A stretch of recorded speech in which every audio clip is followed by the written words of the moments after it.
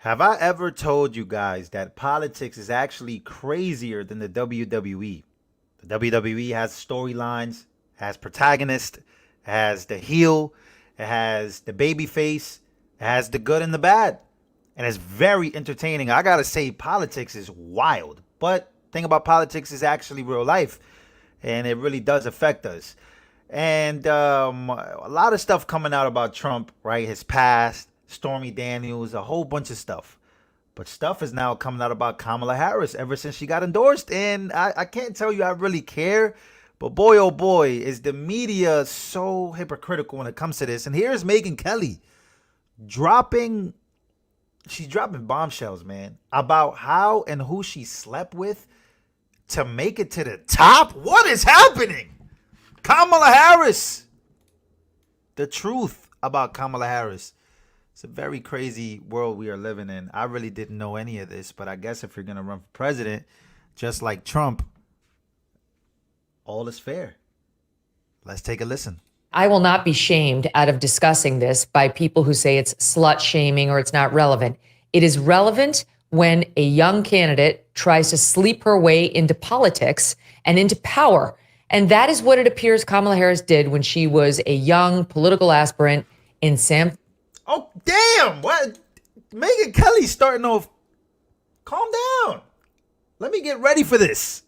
Francisco, when she had an affair with a man 30 years older than she was. She was 29 to 30 and he was 60. Willie Brown, who was like the godfather of San Francisco politics and very well known. And sure enough, that relationship paid dividends for her in more ways than one. That's right, Megyn. As you noted yesterday, it's completely fair game to talk about Willie Brown. It's how Kamala Harris went from a relatively unknown Alameda County prosecutor to the forefront of San Francisco. Wait. 30-year difference? Hold on, guys. Willie Brown. Willie Brown is 90 years old right now. Oh my. So that means he's 60. He's still alive? Wow. He's 90 right now. He's born in 1934. Francisco social life and politics. Willie Brown was the most powerful politician in California when Kamala Harris started dating him. And he also gave her a number of positions. We're talking about $400,000 back in the 1990s. That's almost $800,000 in today's money. He appointed her to those positions that paid her lucratively. He gave her the keys to a BMW, and he went around the most powerful and most wealthy circles of San Francisco and California politics with Kamala Harris on his arm, opening up the doors to her professional and political future. So it was back when, again, she was 30 years old. He was, at the time, Democratic Speaker of the California State Assembly, quoting here from a Washington Examiner piece, which is very good. The position that he gave her on the California Medical Assistance Commission in 1994 paid at that time over $70,000 a year, which is about $120,000 in current money. And she served on the board until 1998, so about 4 years. That medical commission met twice a month. So for 2 meetings a month, she was getting the equivalent of $120,000. And you know why Democrats in San Francisco were mad about it? It wasn't because she wasn't qualified, which she wasn't. It was because those positions are supposed to be saved for only the most prized Democrats who Willie Brown really owed favors to, who did really, amazing things to keep Willie Brown in power. But instead, he gave one to his lover. He was, by the way, still married, though he was reportedly estranged from his wife for a long time. This was technically an extramarital relationship. And they were mad that he gave one of his choice grifting positions, not to somebody who'd done a lot for Democratic politicians, but to Kamala Harris. And not just that, there was another one. He gave her a second position as well, which was basically the same kind of deal, where he just gave her an appointment. I did see some wild stuff from Fox News. It was a Fox News anchor. He said some wow. He was like, yo, She's the original hot tour girl. That was crazy. That was insane. I guess this is what he was talking about. She reeked in tons of money, and boom, Bob's your uncle. She was off to the races in Dem politics. And then Willie Brown is on record as saying, I also then helped her with her next big position, which was becoming San Francisco DA. Right. When she ran for district attorney, they had broken up. Willie Brown, as soon as he ran and won the San Francisco mayor election, he broke up with Kamala. And then, Kamala was there for the victory party. But by the time the inauguration hit, his estranged wife reappeared to be holding the Bible while he took the oath of office. And Kamala was kind of pushed aside. But Willie Brown didn't forget her. When Kamala decided to run for district attorney of San Francisco, he was there quietly nudging all of his wealthy donors and powerful connections to help her out. Him and Terrence Hallinan, the existing district attorney, were not friends anymore. They had kind of had an ugly clash. And Kamala Harris likewise tried to overthrow Hallinan's second in command, but failed miserably. And so she ended up leaving the office to kind of plot her revenge. So Willie Brown was definitely there behind the scenes, but Kamala Harris did as much as she could before the election to distance herself from Willie Brown. This guy knows what he's talking about. Look at the book in the background. He wrote a book on Kamala Harris. At one point, it's called The Amateur Hour. Doing a very long interview with San Francisco magazine, throwing him under the bus entirely, saying, Willie Brown's career is over. He's done. Hello. My turn is here. It's Kamala Harris. Sounds really familiar, Megyn, compared to what just happened last weekend. Oh, yeah. I mean, the whole Democratic Party is going to be stepping all over Joe Biden momentarily. He's going to get his weekend in the sun about what a lion he is. And then as soon as they realize that they can blame everything on him and take it off of Kamala, that's what they're going to do. Every inflation number you've seen, it's all his fault. She didn't touch it. She was just a lowly vice president. What was she supposed to do? But talk to me a little bit about her background, because if she rose in San Francisco and then California, right, as the attorney general, and then became a U.S. senator from California, all she's had to do is compete, for the most part, I know there's some exceptions, against other liberals, right? Like, has she ever had to compete against a bull, like Donald Trump, like the silverback gorilla, like Donald Trump, Republican versus Dem? It's on. I realize that she ran as a vice. Before we get into that topic, somebody in the comments said, how do you think every woman gets their position? And I'm going to answer that by saying, I don't think do you think that every woman gets their position by doing the hot tour? I don't think that's how it works. Not for every woman, but I guess some women get up to the top like that. Maybe some men too. At this point, we're talking about Hollywood. We're talking about politics. It really all is kind of the same, right? Like, Diddy vibes. Diddy, you guys ever heard of him, right? It kind of all works the same. Blackmail, maybe, just for instance, or for, I don't know, vice president, but she wasn't the chief. That was really Joe Biden's fight. Well, the interesting race is when she ran against Steve Cooley for the attorney general position in 2010. Cooley was a relatively sensible law and order Republican from Los Angeles, and really the last meaningful Republican in California politics. And even it was a big year for Democrats. They won by double digits for California Democrats. But Kamala Harris really struggled against Steve Cooley and barely etched out a victory. It looked like the night of the election that she had lost. And lo and behold, weeks later, they did recounts and recounted all the rest of the votes, and she just barely squeaked off a victory. It was really close. And you can definitely look at that campaign and see that, maybe she will be competitive in this race against Donald Trump as well. But it's hard to see that happening. Some are now trying to excuse her awkwardness, repeated and everywhere, as she lost her footing as vice president and didn't have the confidence required to really be herself, which I guess is this secret version of charming. Is there anything in her past that would shed light on what's true about her? Has she always been awkward like this, with the weird laughing and the inappropriate jokes and the every time the failed attempts at profundity? Yeah, a lot of it's the product of being a California politician, right? When you're a California Democrat, all you have to do is impress the donors, impress the political power brokers, and kind of show up and demand a seat at the table. Willie Brown taught her how to do that.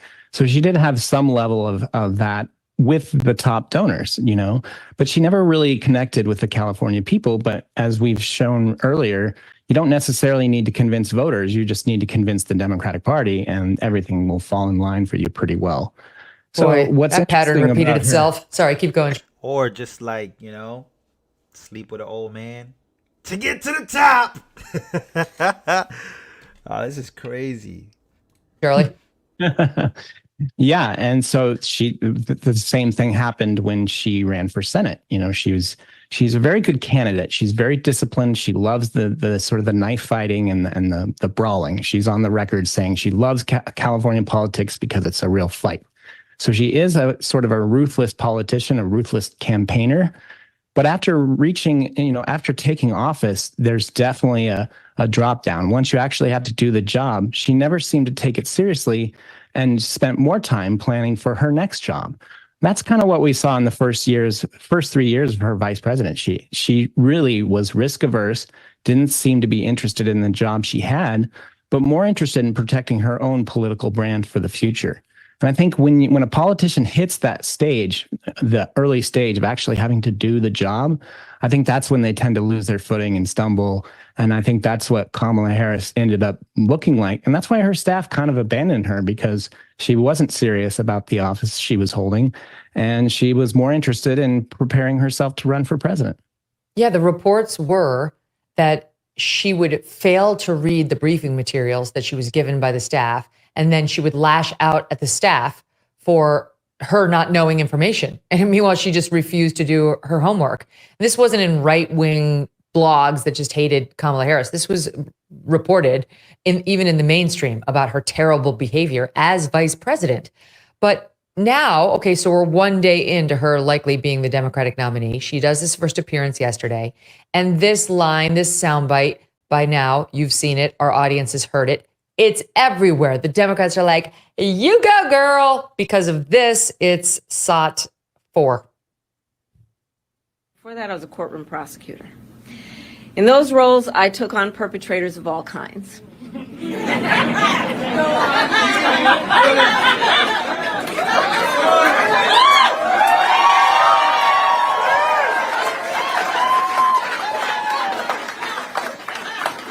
Predators who abused women, fraudsters who ripped off consumers, cheaters who broke the rules for their own gain. So hear me when I say, I know Donald Trump's type. It's literally all women, by the way. It's literally all women. Like, that room. One more time. So hear me when I say, I know Donald Trump's type. So, hear me and hear me now. Women will be the reason Kamala probably even has a shot and could become president. It's gonna be the women. And nothing. Hey, if that's what y'all want, there's more women in the United States than there are men, if I'm not mistaken, in the world, right? There's like 6 billion women, right? It's almost 7 billion women, right? Like a small percentage men. I could be way wrong on there. I think we got like almost 9 billion. I think it's like 6.4. It's kind of crazy, dog. And yeah, smash the like button. Look, but I do want to show. By the way, this Willie Brown stuff, it is pretty crazy, right? Like that. This is her history, how she made it. She was like, I don't want to use the word groomed, but she was like, kind of groomed up by somebody that knew what he was doing. Whatever happened between them, but she like he's 90, she's 60. She was 30, he was 60. It's kind of crazy, dog. That's pretty wild. Here's I want to play this video right quick because I do think Trump has a point. Let's be honest. I think people are getting carried away with this Kamala Harris stuff. I don't know, because even Obama hasn't even endorsed her.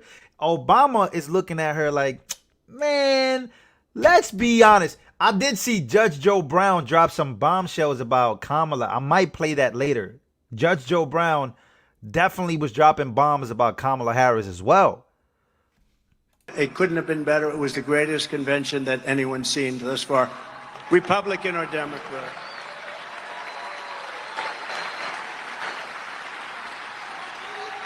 But getting back to a subject called Kamala, who's the worst? You know, I ask you this question because this has never happened before. So Biden's running. I wouldn't say his debate performance was one of the best, right? Do you agree? That's where it all started, with the debate.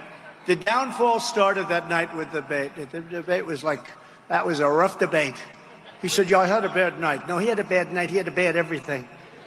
He had a very bad night. But it started really with the debate. It was all, you know, the game was up. They say the jig was up.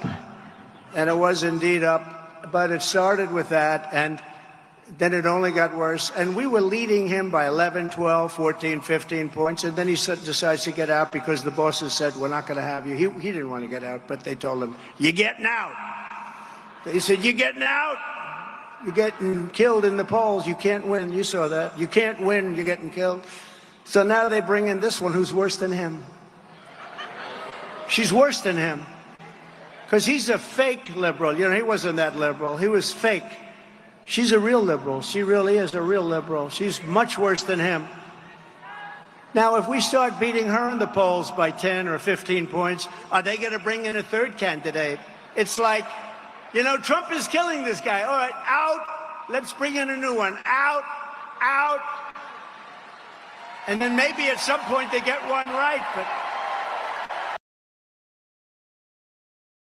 so there you have it. Trump doesn't even believe that Kamala is even going to be the one. And what makes me think he might be right about that is the fact that Obama has not endorsed her. Obama has actually come out and said that people should have or that Democrats should have a open primary and should actually let voters vote for who they want, not just place Kamala Harris. And you know what's funny about all of this is, like, Democrats, they're just getting with it. They're like, F it, we don't care what you guys do, we're just gonna vote against Trump.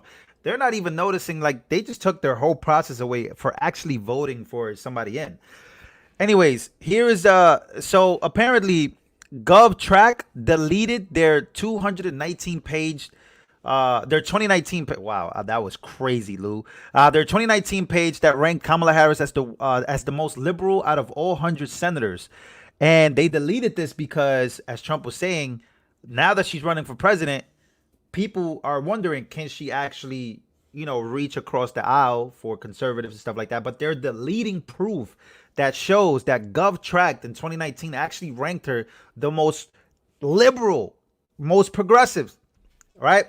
So she's ranked the most liberal compared to all senators. Our unique ideology analysis, a score to members of Congress according to their legislative behavior by similar the pattern and bill resolutions by co-sponsor or to other members. So this is a page that GovTrack, they're tracking. These are year-end statistics over Harris's record during 2019 legislative year, and compare her to other senators, and they say that she's the most liberal of all 100 senators. Of all 100 senators, she was the most liberal, but they deleted this. And of course, it's election season. Why are they deleting this? And I think people, once again, like liberals, they make me go insane in a good way, because I'm not losing my mind for real, but they do make me go insane in the sense they're just letting this rock. Like, they're like, whatever, we're just gonna roll with her. We don't care if we didn't vote for her. We don't care if we didn't choose her, whatever.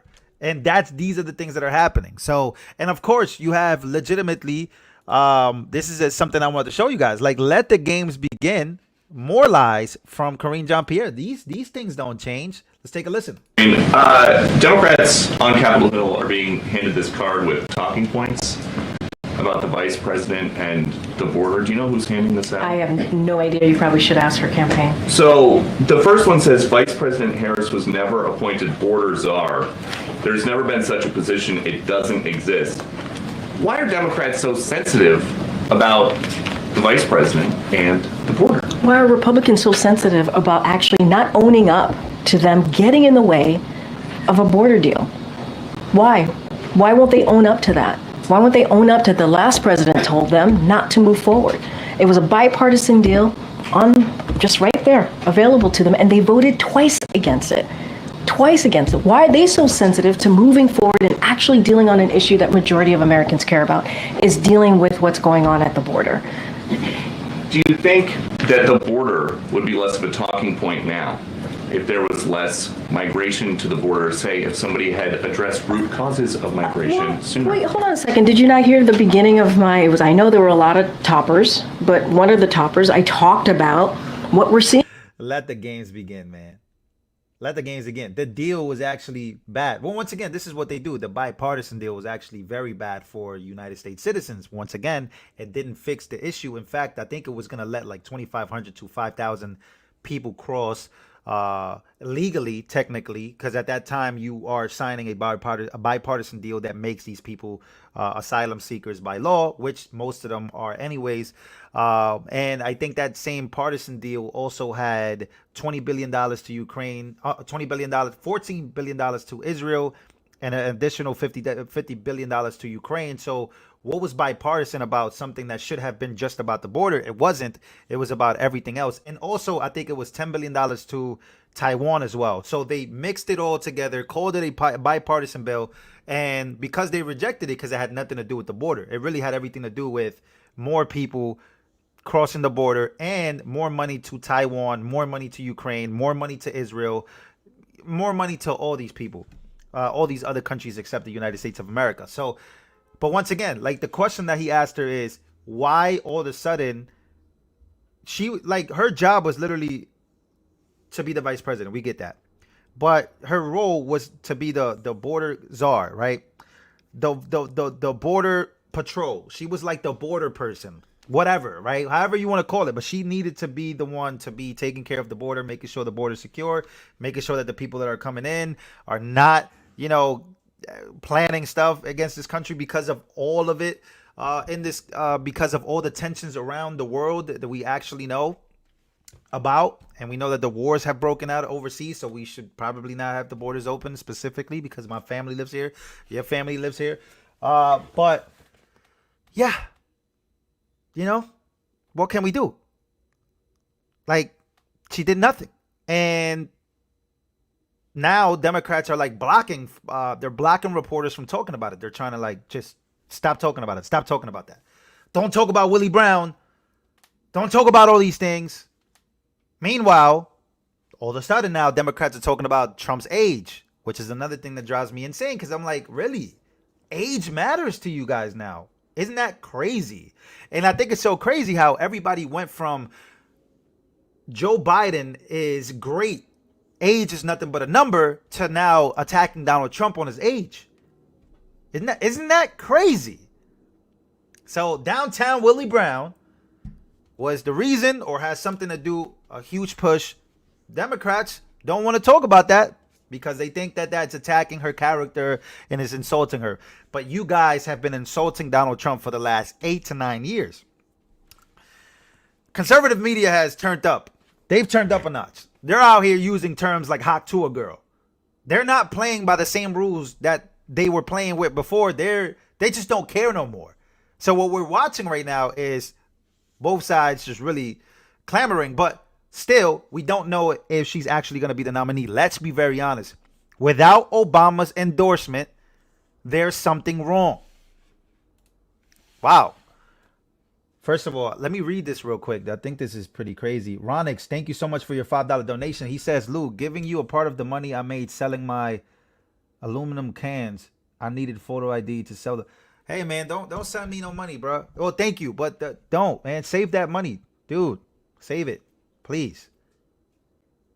Please. Save your money, bro. Don't be out here just donating. And I understand. Thank you so much, but please don't Thank you. That does mean the world to me that you did that, but please don't. Woo! Oh, this is pretty base. Netanyahu came to you soldier sympathy. Yeah, the Netanyahu stuff I'm not gonna talk about. You guys know where I stand on that, right? This is somebody that legitimately, you know, told the United States in 2002 that Iraq had weapons of mass destruction. He's always telling the United States who our enemy is. I wonder why that is, but we're not going to talk about that. We're going to talk about Kamala Harris. We're going to talk about Trump. We're going to talk about left. We're going to talk about right. We're going to talk about it all coming together. Ladies and gentlemen, if you guys can, please smash the like button. If you sent a donation, thank you so much. I appreciate you guys. This channel is blowing up. Thanks to the Lord Jesus Christ for giving us another opportunity to keep blowing this channel up. We're going to bring the main channel. We're gonna bring it down a little notch for next year. Next month. Next month on the 26th, we get to reapply for monetization on that channel. So I'm gonna calm down. I'm not gonna post that much on the main channel. I will be on here full time, and then on the other channel, we're gonna be going back and forth. So.